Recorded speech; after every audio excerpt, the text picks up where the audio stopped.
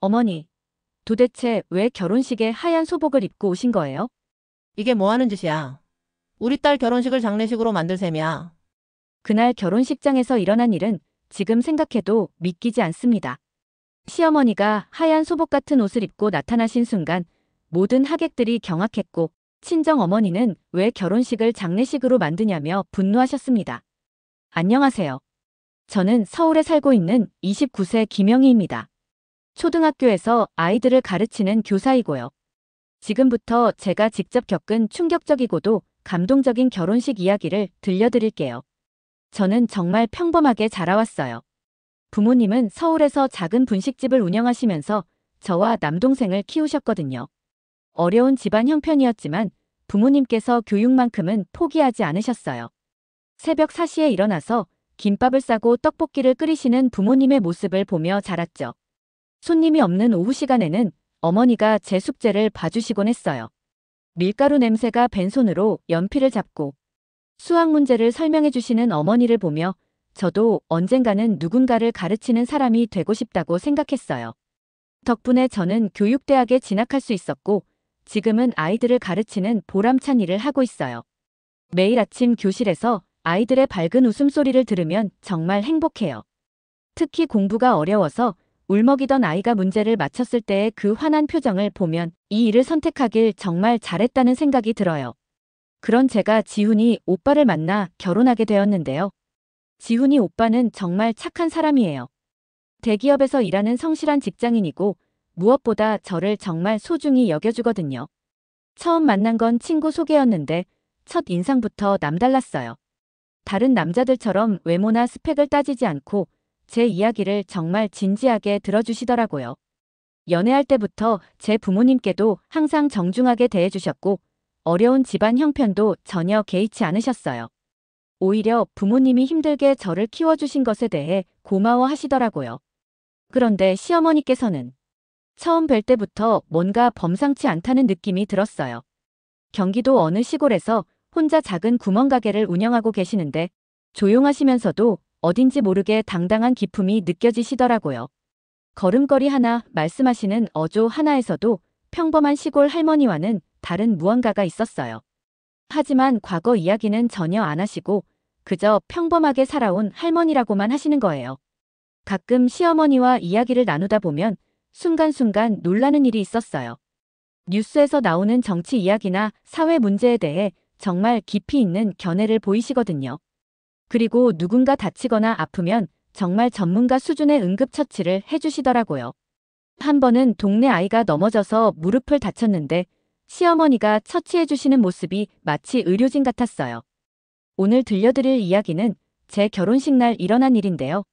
정말 한 편의 영화보다 더 극적이고 감동적인 하루였어요. 웃음과 눈물이 교차하고 분노와 감동이 뒤섞인 평생 잊을 수 없는 그날의 이야기를 시작해보겠습니다. 2024년 11월 23일 토요일. 제 인생에서 가장 중요한 날이었어요. 강남구에 있는 그랜드 웨딩홀에서 결혼식을 올리기로 했거든요. 양가 부모님들이 정말 정성을 다해 준비해주신 결혼식이었어요. 부모님은 평생 모은 돈을 털어서 저를 위해 최고의 결혼식을 준비해주셨어요. 아침 6시부터 헤어샵에 갔어요. 메이크업을 받으면서도 계속 떨렸거든요. 거울 속의 제 모습이 낯설어 보였어요. 하얀 웨딩드레스를 입은 신부. 정말 제가 맞나 싶었어요. 메이크업 아티스트분이 정말 예쁘다며 신랑분이 얼마나 좋아하실지 모르겠다고 말씀해 주셨어요.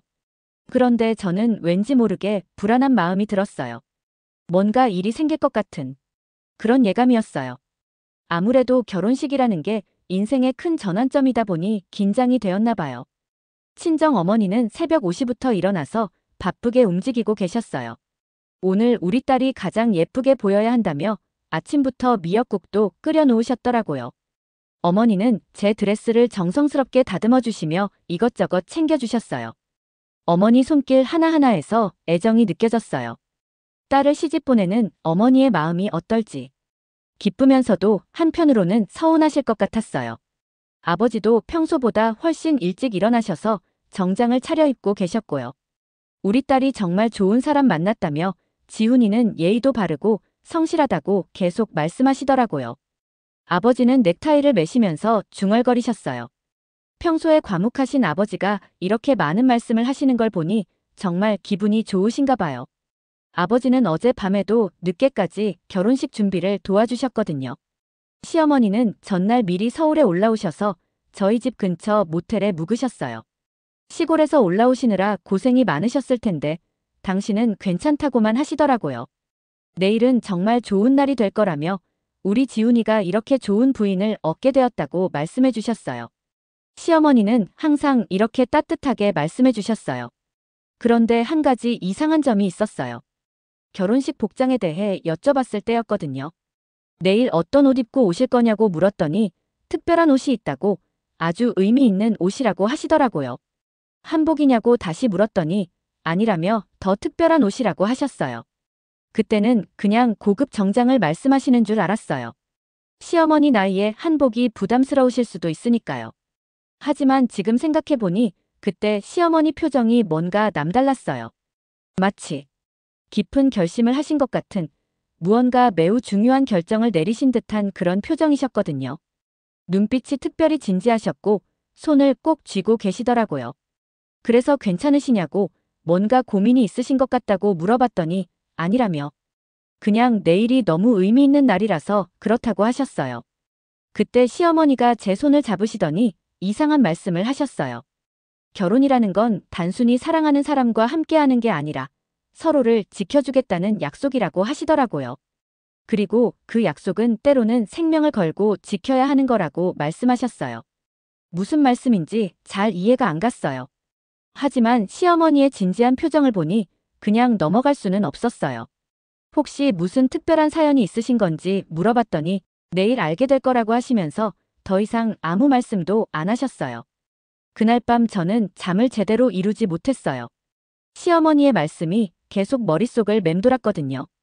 뭔가 심상치 않은 일이 일어날 것 같은 불안감이 계속 들었어요. 결혼식 당일 오전 11시. 드디어 웨딩홀에 도착했어요. 하객들이 하나둘 도착하기 시작했어요. 친구들, 직장 동료들, 친척들. 모두 축하해주러 와서 정말 감사했어요. 웨딩홀은 화려하게 장식되어 있었고 아름다운 음악이 흘러나오고 있었어요. 정말 꿈만 같았어요. 신부 대기실에서 마지막 준비를 하고 있는데 웨딩 플래너가 들어왔어요. 하객분들이 거의 다 도착하셨는데 혹시 시어머님은 안 오셨냐고 물어보더라고요. 시계를 보니 시작 30분 전이었어요. 지훈이 오빠가 걱정스러운 표정으로 전화를 걸었어요. 전화 너머로 시어머니 목소리가 들렸는데 지금 가고 있으니 곧 도착할 거라고 하시더라고요.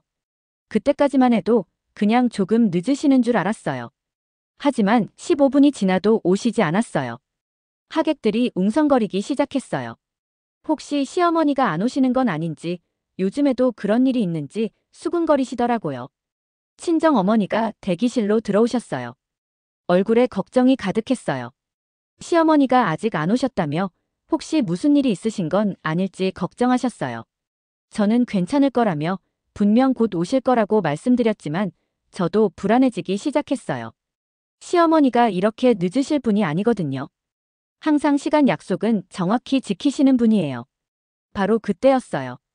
웨딩홀 문이 열리면서 시어머니가 들어오셨는데 순간 홀 안의 모든 소음이 멈췄어요. 하객들의 웅성거림도 음악도 모든 게 정지된 것 같았어요.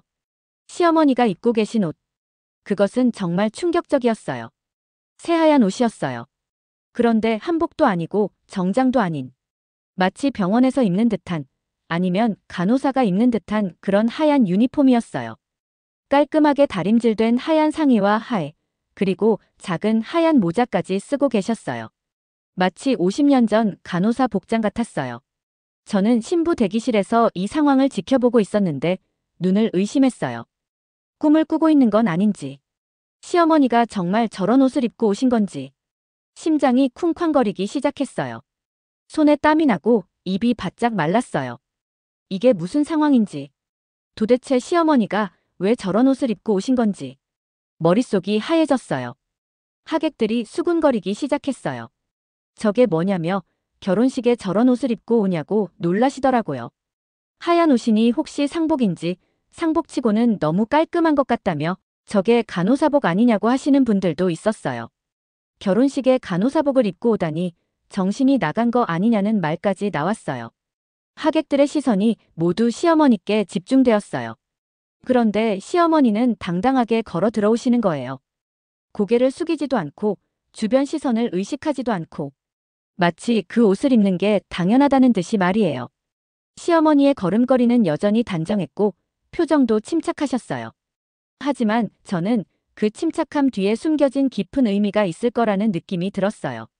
친정 어머니가 대기실로 급하게 들어오셨어요. 얼굴이 새파랗게 질려 있었어요. 저 할머니가 뭐 하시는 거냐며 결혼식에 저런 옷을 입고 와서 어떻게 하냐고 하시더라고요. 어머니 목소리가 떨리고 있었어요. 당황과 분노가 섞여 있었어요. 저는 뭔가 이유가 있으실 거라고 말씀드렸지만 어머니는 이유가 뭐가 있냐며 결혼식에 간호사복을 입고 오는 게 말이 되냐고 하셨어요. 저는 정말 어떻게 해야 할지 몰랐어요. 이런 상황은 상상도 해본 적이 없었거든요. 제 인생에서 가장 중요한 순간이 이렇게 엉망이 될 줄이야.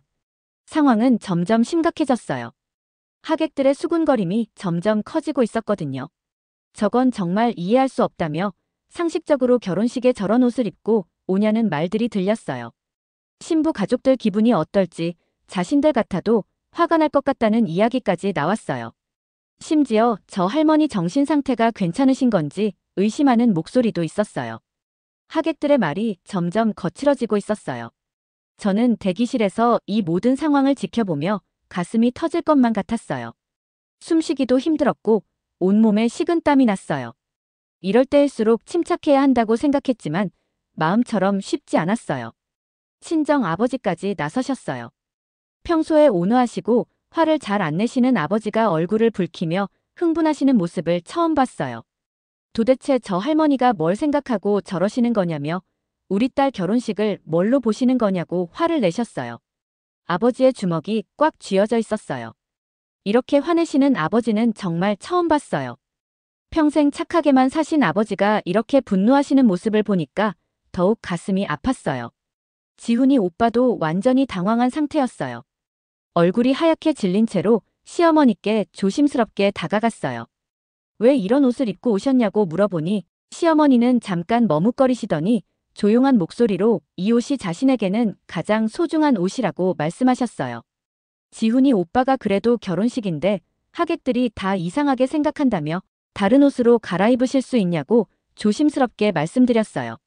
하지만 시어머니는 미안하다고 하시면서도 오늘만큼은 이 옷을 입어야 한다고 단호하게 말씀하셨어요. 시어머니의 목소리는 단호했어요. 그 어떤 설득도 들을 생각이 없다는 듯이 말이에요. 이 대화를 들은 하객들의 반응은 더욱 차가워졌어요. 특히 친정 쪽 친척들이 화를 내기 시작했어요. 저런 시어머니를 어떻게 모시고 사냐며 영희가 고생 엄청 하겠다고 말씀하시더라고요. 결혼식부터 저러는데 앞으로가 더 걱정이라며 우리 영희 같은 애가 저런 집안에 들어가다니 안타깝다는 말까지 나왔어요. 친척들의 말 한마디 한마디가 제 가슴에 비수처럼 꽂혔어요. 제 인생에서 가장 행복해야 할 날이 점점 악몽으로 변해가고 있었어요. 꿈만 같던 결혼식이 순식간에 지옥으로 변했어요. 더 심각한 건 친정 쪽뿐만 아니라 지훈이 오빠 쪽 하객들도 당황하고 있다는 거였어요. 지훈이 어머니가 원래 좀 특이하신 분이냐는 질문부터 시작해서 저런 분이면 나중에 며느리가 얼마나 고생할지 걱정된다는 말까지 나왔어요. 웨딩 플래너가 저에게 와서 조심스럽게 어떻게 하시겠냐고 물어봤어요. 이 상황에서 식을 진행하기가 어려울 것 같다며 하객분들이 너무 술렁인다고 하더라고요. 저는 정말 막막했어요. 눈물이 나올 것 같았지만 화장이 망가질까봐 참아야 했어요. 이런 상황에서 결혼식을 진행해야 하나, 연기해야 하나.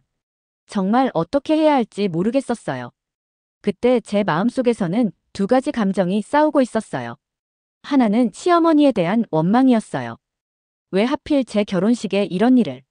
다른 하나는 뭔가 깊은 이유가 있을 거라는 직감이었어요. 상황은 더욱 심각해졌어요. 친정 어머니가 직접 시어머니께 찾아가신 거예요. 어머니의 걸음걸이에서 분노가 느껴졌어요. 평소에 차분하신 어머니가 이렇게 화가 나신 모습을 본 적이 없었어요. 친정 어머니가 시어머니를 부르는 목소리가 홀 전체에 울려 퍼졌어요. 모든 하객들이 그쪽을 바라봤어요. 도대체 무슨 생각으로 저런 옷을 입고 오셨냐고 따지셨어요. 친정 어머니 목소리가 떨리고 있었어요.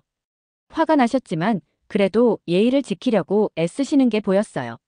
시어머니는 죄송하다고 하시면서도 오늘은 정말 이 옷을 입어야 해서 그렇다고 말씀하셨어요. 친정 어머니는 결혼식이 뭔지 아시냐며 우리 딸의 가장 중요한 날이라고 평생에 한 번뿐인 날이라고 목소리를 높이셨어요. 평소에 조용하신 어머니가 이렇게 큰 소리를 내시는 걸 처음 봤어요.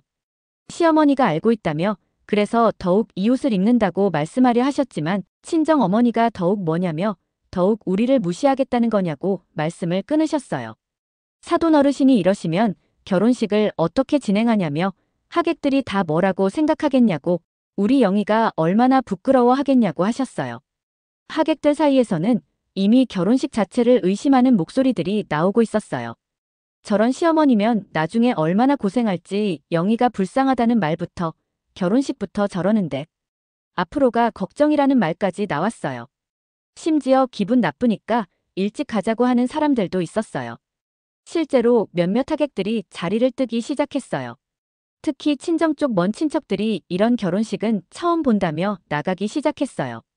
하객들이 하나둘 자리를 떠나는 모습을 보니까 정말 절망적이었어요. 제 결혼식이 이렇게 엉망이 되다니. 더 충격적인 일이 일어났어요. 친정 쪽 큰아버지가 나서신 거예요. 큰아버지는 평소에 직설적이시고 불의를 못 참는 성격이신데 이 할머니는 정말 이해가 안 된다고 큰 소리를 치셨어요. 결혼식이 뭔지 모르냐며 애들 장난이냐고 하시더라고요.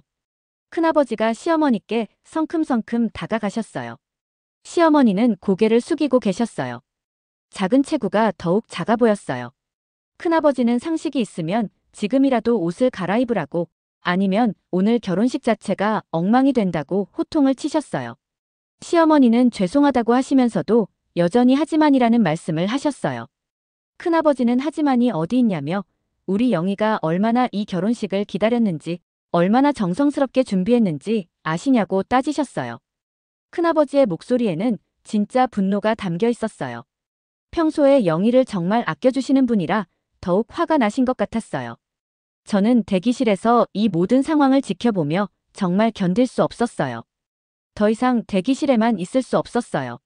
하지만 신부 드레스를 입은 채로 밖으로 나가는 것도 이상하고 정말 어떻게 해야 할지 몰랐어요. 지훈이 오빠가 급하게 나서서 시어머니를 감쌌어요. 큰아버님께 죄송하다며 자신이 어머니를 말려보겠다고 했어요. 하지만 상황은 더욱 악화되었어요. 이제는 다른 하객들까지 가세하기 시작했거든요. 도대체 저 할머니가 뭘 생각하는 거냐는 말부터 정신이 나간 거 아니냐는 말까지 나왔어요. 심지어 이런 결혼식은 처음 본다며 일찍 가자고 하는 사람들도 생겼어요. 하객들의 목소리가 점점 거칠어지고 있었어요. 특히 친정 쪽 하객들은 거의 분노에 가까운 반응을 보이고 있었어요. 그때 가장 충격적인 일이 일어났어요. 친정 쪽 젊은 사촌 오빠가 스마트폰을 꺼내서 사진을 찍기 시작한 거예요. 결혼식에 간호사복 입고 온 시어머니라며 SNS에 올려야겠다고 말하더라고요. 지훈이 오빠가 급하게 말렸지만 이미 몇 장의 사진이 찍힌 후였어요. 사촌 오빠는 이런 거 사람들이 봐야 한다며 상식 밖의 일이라고 했어요. 이 말을 들은 시어머니의 얼굴이 더욱 창백해졌어요. 그리고 홀 한쪽 구석으로 물러나서 혼자 서 계시기 시작했어요. 저는 정말 견딜 수 없었어요. 더 이상 대기실에만 있을 수 없었어요. 신부 드레스를 입은 채로 밖으로 나가려는데 친정 어머니가 저를 붙잡으셨어요. 이 상황에서 나가면 안 된다고 영희가 어디 가려고 하냐고 하시더라고요. 저는 이대로는 못 있겠다며 시어머니가 너무 가엾다고 말씀드렸어요. 하지만 친정 어머니는 가엾긴 뭐가 가엾냐며 저 할머니가 우리를 무시하는 거라고 하셨어요. 친정 어머니의 말씀이 맞는 것 같기도 했어요. 하지만 뭔가 잘못되었다는 느낌이 계속 들었어요. 시어머니는 여전히 구석에 혼자 서 계셨어요. 주변에서 쏟아지는 시선과 수군거림을 견디고 계시는 모습이 너무나 외로워 보였어요. 그런데 자세히 보니 시어머니 눈에서 눈물이 흐르고 있었어요. 조용히 소리 없이 흘리시는 눈물이었어요. 그 순간 제 마음속에서 뭔가가 무너져 내렸어요. 시어머니가 단순히 비상식적인 행동을 하신 게 아니라 분명히 깊은 이유가 있으실 거라는 확신이 들었어요. 저 눈물에는 분명히 큰 사연이 숨어 있을 거라고 생각했어요. 하지만 주변 상황은 더욱 심각해지고 있었어요. 하객들의 절반 정도가 이미 자리를 떠났고 남은 사람들도 불평불만으로 가득했어요. 이런 결혼식은 정말 처음 본다는 말부터 저 할머니 때문에 분위기가 완전히 망쳤다는 말까지 나왔어요. 영희가 정말 불쌍하다며 저런 시어머니 모시고 살아야 하다니 안타깝다는 말도 들렸어요. 결국 웨딩 플래너가 결혼식 연기를 공식적으로 제안했어요. 정말 죄송하지만 이 상황에서는 식을 진행하기 어려울 것 같다며 하객분들이 너무 많이 가셨고 분위기도 좋지 않다고 하더라고요. 그 순간 저는 큰 소리로 안 된다고 외쳤어요. 대기실에 있던 모든 사람이 저를 바라봤어요. 결혼식을 연기할 수는 없다고, 절대 안 된다고 말했어요. 친정 어머니가 저를 달래려고 하셨어요. 이 상황에서 어떻게 식을 하냐며 하객들도 다 기분 나빠하고 분위기도 엉망이라고 하셨어요. 하지만 저는 분명히 이유가 있을 거라며 시어머니한테 분명히 사연이 있을 거라고 말했어요. 친정 아버지까지 나서서 이런 상황에서 결혼식을 강행하면 평생 후회할 거라고 말씀하셨어요. 하지만 저는 포기할 수 없었어요. 뭔가 중요한 진실이 숨겨져 있다는 직감이 계속 들었거든요. 지훈이 오빠도 고개를 끄덕였어요. 어머니가 이유 없이 이러실 분이 아니라며 자신도 영희 의견에 동의한다고 했어요. 하지만 주변 상황은 더욱 악화되고 있었어요. 남은 하객들마저 웅성거리고 있었어요. 진짜 이런 결혼식 처음 본다는 말부터 저 신부도 참 고집스럽다는 말까지 나왔어요. 저런 상황에서도 결혼식을 하겠다고 하는 게 이해가 안 된다며 지훈이도 참 불쌍하다는 말도 들렸어요. 어머니는 저러고 신부는 저러고 한다면서 말이에요. 그때 저는 정말 중요한 결정을 내렸어요. 모든 사람의 반대에도 불구하고 시어머니께 직접 가서 진실을 물어보기로 한 거예요. 저 직접 시어머니께 가서 물어보겠다고 말했더니 영희야 안 된다며 이 상황에서 신부가 나가면 어떻게 하냐고 하시더라고요. 하지만 저는 괜찮다며 시어머니를 믿는다고 했어요. 신부 드레스를 입은 채로 대기실을 나섰어요. 홀로 나가는 순간 모든 하객들의 시선이 저에게 쏠렸어요. 수군거림도 잠시 멈췄어요. 신부가 직접 나온다고 해서 모두들 놀란 것 같았어요. 시어머니는 여전히 홀 한쪽 구석에 혼자 서 계셨어요. 등을 구부정하게 하고 작은 체구가 더욱 초라해 보였어요. 주변의 차가운 시선들 속에서 혼자 견디고 계시는 모습이 너무나 안타까웠어요. 조심스럽게 시어머니를 불렀더니 시어머니가 고개를 드셨어요. 눈이 빨갛게 부어 있었어요. 얼마나 많이 우셨는지. 정말 미안하다며 제 결혼식을 완전히 망쳐버렸다고 하시더라고요. 시어머니 목소리가 떨리고 있었어요. 죄책감과 슬픔이 뒤섞인 그런 목소리였어요. 저는 그 옷에 특별한 의미가 있으시다며 제발 말씀해달라고 부탁드렸어요.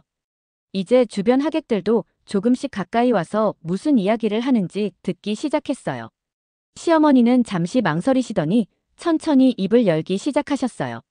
목소리가 너무나 작아서 저만 들을 수 있을 정도였어요. 이 옷은 자신이 젊었을 때 입던 옷이라고 하시더라고요. 주변에서 하객들이 조금씩 가까이 오기 시작했어요. 무슨 이야기를 하는지 궁금했던 모양이에요. 1950년 한국 전쟁이 일어났을 때 자신은 겨우 19살이었다고 하셨어요. 시어머니가 말씀하시는 순간 주변이 조금씩 조용해지기 시작했어요. 서울에서 간호학교를 다니고 있었는데 전쟁이 나자 모든 학생들이 군 간호병으로 징집되었다고 하시더라고요.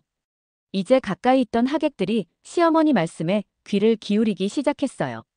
부산까지 피난을 가면서 이 옷을 입고 수많은 부상병들을 돌봤다고 하시더라고요. 하루에 2~3시간씩밖에 잠을 못 자고 밥도 제대로 못 먹으면서 말이에요. 시어머니 목소리가 점점 떨리기 시작했어요. 그때는 정말 지옥 같았다고, 매일매일 죽어가는 사람들을 봐야 했고 살려달라고 애원하는 목소리를 들어야 했다고 하시더라고요.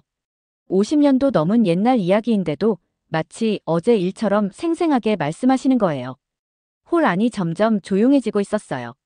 하객들도 웅성거림을 멈추고 시어머니 이야기에 집중하기 시작했어요. 그런데 그때 시어머니가 가장 지키고 싶었던 사람을, 자신의 첫째 아들을 지키지 못했다고 말씀하시기 시작했어요. 지훈이 오빠가 놀란 표정으로 다가왔어요. 처음 듣는 이야기였거든요. 지훈이 오빠보다 5살 위인 형이 있었는데 정말 똑똑하고 착한 아이였다고 하시더라고요. 하지만 전쟁 중에 폭격을 맞아서 죽었다고 말씀하셨어요.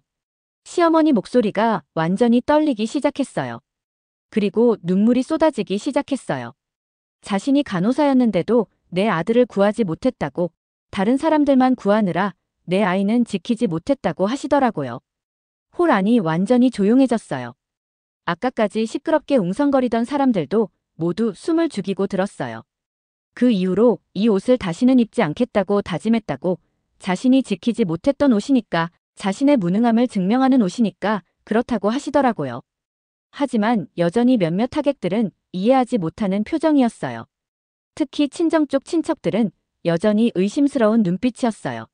친정 쪽 작은아버지가 여전히 따지는 투로 그럼 더욱 왜 오늘 그 옷을 입고 오셨냐고 물으셨어요. 이해가 안 간다며 슬픈 기억이 있는 옷을 왜 결혼식에 입고 와서 분위기를 망치시냐고 하시더라고요. 정말 이해할 수 없다며 결혼식은 기쁜 날인데 왜 그런 옷을 입고 오시냐고 다른 친척들도 여전히 의심하고 있었어요. 시어머니의 사연을 들었지만 여전히 납득하지 못하겠다는 표정이었어요. 시어머니는 더욱 작아지셨어요. 고개를 깊숙이 숙이고 계셨어요. 정말 죄송하다며 계속 사과하시는 모습이 너무나 안타까웠어요. 그때 정말 예상치 못한 일이 일어났어요. 홀 입구에서 웅성거리는 소리가 들려왔거든요. 어디선가 혹시 저분이 박순덕 중위님 아닌가 하는 목소리가 들렸어요. 몇 명의 할아버지들이 홀로 들어오고 계셨어요. 나이가 많으신 분들이었는데 가슴에 뭔가 훈장 같은 것을 달고 계셨어요. 그중 한 분이 시어머니를 보시더니 갑자기 큰 소리로 외쳤어요. 박순덕 중위님이라며 정말 박순덕 중위님이 맞으시냐고 하시더라고요. 홀 안의 모든 사람이 그 할아버지를 바라봤어요. 무슨 일인지 모르겠지만 뭔가 심상치 않은 분위기였어요. 할아버지는 지팡이를 짚고 계셨는데 빠른 걸음으로 시어머니께 다가오셨어요. 중위님이라며 정말 중위님이 맞다고 하시더라고요. 그 할아버지가 갑자기 무릎을 꿇으셨어요. 지팡이를 옆에 두고 시어머니께 큰 절을 올리기 시작하신 거예요. 제가 당황해서 무슨 일이냐고 물으려는데 그 할아버지가 눈물을 흘리며 말씀하셨어요. 이분이 바로 자신의 생명의 은인이라고 하시더라고요. 바로 그때였어요. 다른 할아버지들도 하나둘 시어머니 앞에 무릎을 꿇기 시작하셨어요. 총 5분의 할아버지들이 모두 시어머니께 큰 절을 올리고 계셨어요. 박순덕 중위님께서 자신들을 살려주셨다고 1951년 1.4 후퇴 때 중위님이 아니었다면 자신들은 모두 죽었을 거라고 하시더라고요. 중위님을 50년 넘게 찾고 있었다고 말씀하시는 분도 계셨어요. 홀 안이 완전히 뒤바뀌었어요. 아직 상황을 이해하지 못한 하객들이 어리둥절해하고 있었어요. 저분들이 누구시냐는 질문부터 무슨 일이냐는 물음, 중위님이라는 게 시어머니가 군인이셨다는 건지 궁금해하는 사람들이 많았어요. 그때 할아버지 중 한 분이 일어나서 모든 사람들에게 큰 소리로 말씀하기 시작하셨어요. 여러분이 이분을 아시냐며 박순덕 중위님을 아시냐고 하시더라고요. 한국 전쟁 당시 우리나라 최고의 간호장교셨다고 소개해 주셨어요. 할아버지의 목소리가 홀 전체에 울려 퍼졌어요. 모든 하객들이 숨을 죽이고 들었어요.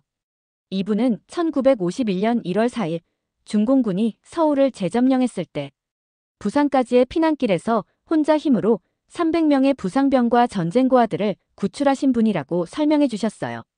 300명이냐고 놀라서 묻는 사람이 있었어요. 할아버지는 그렇다며 300명이 맞다고 하셨어요. 영하 20도의 혹독한 추위 속에서 72시간 동안 한순간도 쉬지 않고 부상병들을 돌보셨다고 말씀하시더라고요. 다른 할아버지가 떨리는 목소리로 이어서 말씀하셨어요. 중위님께서는 당신의 식량마저 부상병들에게 나누어 주셨다고, 당신은 굶으면서도 다른 사람들을 먼저 챙기셨다고 하더라고요. 그리고 중위님께서는 그 과정에서 자신의 소중한 아들까지 잃으셨다고 말씀하셨어요. 또 다른 할아버지가 눈물을 흘리며 말씀하셨어요. 다른 사람들을 구하느라 자신의 아이를 제대로 돌보지 못해서 잃으셨다고 하지만 그런 개인적인 고통에도 불구하고 끝까지 자신의 임무를 포기하지 않으셨다고 하더라고요. 시어머니가 고개를 깊숙이 숙이고 계셨어요. 눈물이 드레스 위로 뚝뚝 떨어지고 있었어요. 한 명이라도 더 살려야 한다며 자신의 슬픔을 뒤로하고 계속 다른 사람들을 돌보셨다고 할아버지들이 증언해 주셨어요. 홀 안의 분위기가 완전히 바뀌기 시작했어요. 아까까지 비난하던 사람들이 모두 숙연해졌어요. 참전용사회 회장이라고 자신을 소개한 할아버지가 가슴에서 뭔가를 꺼내셨어요. 오래된 사진이었어요. 이 사진을 보라며 할아버지가 사진을 높이 들어 모든 사람들이 볼 수 있게 하셨어요. 이것은 1951년 부산 피난길에서 찍힌 사진이라고 하시더라고요. 낡고 바랜 흑백 사진이었는데 한 젊은 여자가 하얀 간호복을 입고 부상병들을 돌보고 있는 모습이었어요.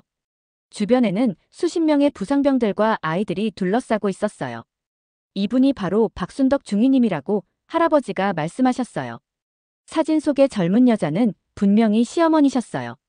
50년 전의 시어머니. 지금과는 전혀 다른 늠름하고 당당한 모습이었어요. 홀 안의 모든 사람들이 그 사진을 뚫어져라 쳐다봤어요. 믿을 수 없다는 표정들이었어요. 지훈이 오빠가 떨리는 목소리로 정말 시어머니가 저분이냐고 물었어요. 할아버지들은 그렇다며 박순덕 중위님은 한국 전쟁 최고의 영웅 중 한 분이라고 증언해 주셨어요. 또 다른 할아버지가 가슴에서 뭔가를 꺼내셨어요. 오래된 신문 기사였어요.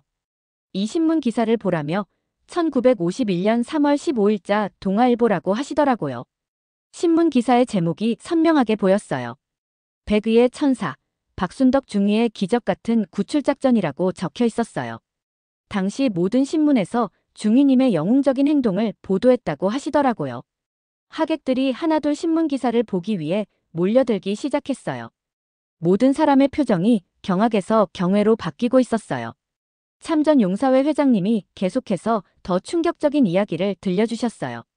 박순덕 중위님은 태극무 공훈장을 받으셨다고 하시더라고요. 친정 아버지가 놀라서 태극무 공훈장이냐고 물으셨어요. 할아버지는 그렇다며 태극무 공훈장은 우리나라 최고의 무공훈장이라고, 그것도 여성으로는 최초였다고 설명해 주셨어요. 홀 안의 모든 사람들이 숨을 죽이고 들었어요. 하지만 중위님께서는 모든 것을 비밀로 하셨다고 하시더라고요. 훈장도 영웅적인 행동도 모든 걸 숨기고 평범한 시골 할머니로 사셨다고 말씀하셨어요. 지훈이 오빠가 떨리는 목소리로 왜 비밀로 하셨냐고 물었어요. 시어머니가 천천히 고개를 들어 말씀하셨어요. 눈물로 범벅이 된 얼굴이었지만 그 어느 때보다 당당해 보였어요. 자신이 지키지 못한 아들을 생각하면 영웅이라는 말이 부끄러웠다고, 다른 사람의 아이들은 구했으면서 정작 내 아이는 지키지 못했다고 하시더라고요. 시어머니 목소리가 떨렸어요. 그래서 그냥 평범한 할머니로 살고 싶었다고, 아무도 모르게 살고 싶었다고 말씀하셨어요. 지훈이 오빠의 눈에서 눈물이 흘렀어요. 참전용사회 할아버지들이 다시 시어머니께 무릎을 꿇으셨어요. 중위님 덕분에 자신들이 살아있다고, 중위님이 없었다면 자신들 가족들도 없었을 거라고 하시더라고요. 자신들 자식들, 손자들도 모두 중위님 덕분에 태어날 수 있었다고 감사 인사를 올리셨어요. 그때 제가 용기를 내어 물었어요. 그런데 왜 오늘 그 옷을 입고 오셨냐고 말이에요. 시어머니가 저를 바라보시며 말씀하셨어요. 그 눈빛에는 깊은 사랑이 담겨 있었어요. 결혼이라는 건 두 사람이 서로를 지키겠다고 약속하는 거라고, 자신은 예전에 가장 소중한 사람을 지키지 못했다고 하시더라고요. 시어머니가 하얀 간호복을 조심스럽게 만지시며 계속 말씀하셨어요. 하지만 오늘만큼은 이 옷을 입고 너희들에게 말해주고 싶었다고, 서로를 끝까지 지키라고, 생명을 걸고 지키라고 하고 싶었다고 하시더라고요. 이 하얀 옷은 자신에게 지키지 못한 아들에 대한 죄책감의 상징이었지만 오늘부터는 다른 의미가 되었으면 한다고 말씀하셨어요. 시어머니가 제 손을 잡으시며 말씀하셨어요. 저희들이 서로를 지키겠다는 약속의 증인이 되고 싶다고, 이 옷을 입고 그 약속을 지켜보고 싶다고 하시더라고요. 그 순간 홀 안의 모든 사람들이 일어나서 박수를 치기 시작했어요. 처음에는 몇 사람이었는데 점점 더 많은 사람들이 일어났어요. 마지막에는 홀에 있던 모든 사람들이 기립박수를 치고 있었어요.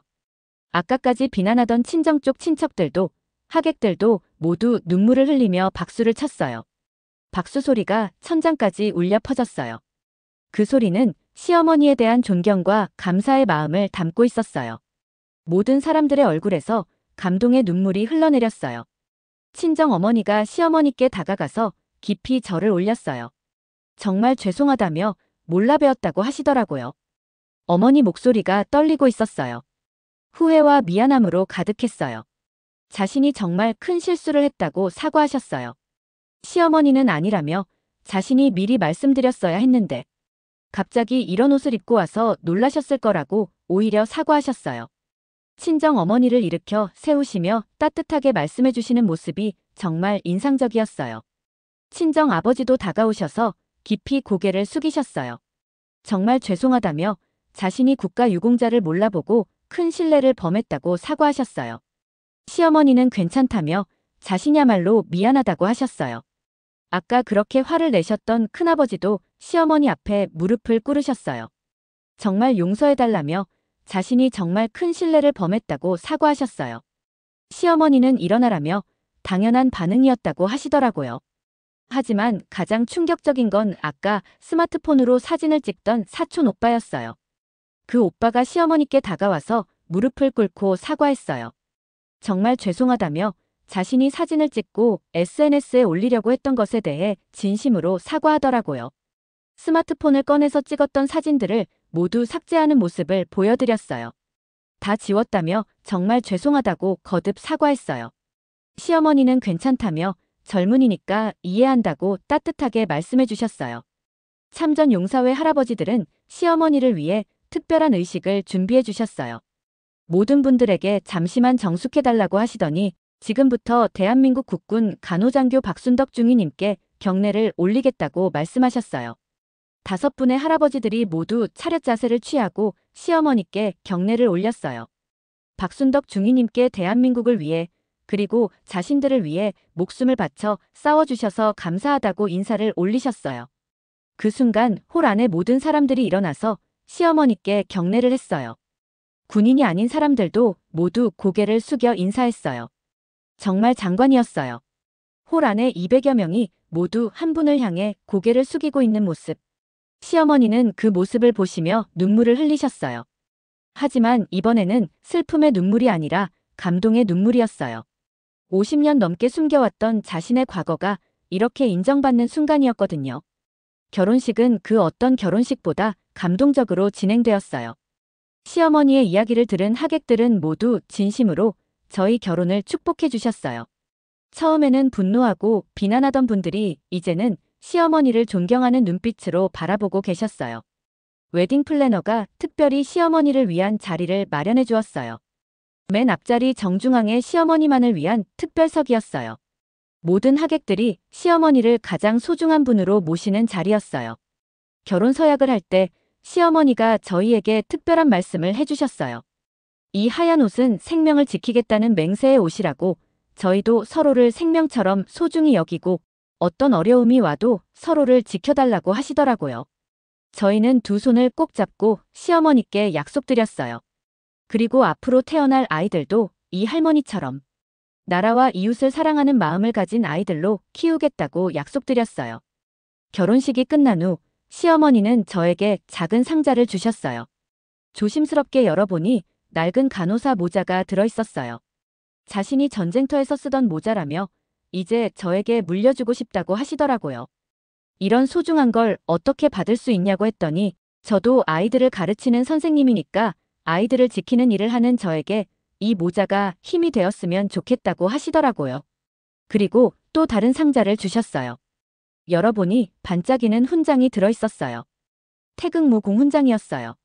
이것도 이제 우리 가족의 유산이라며 언젠가 저희 아이들에게 물려달라고 하시더라고요.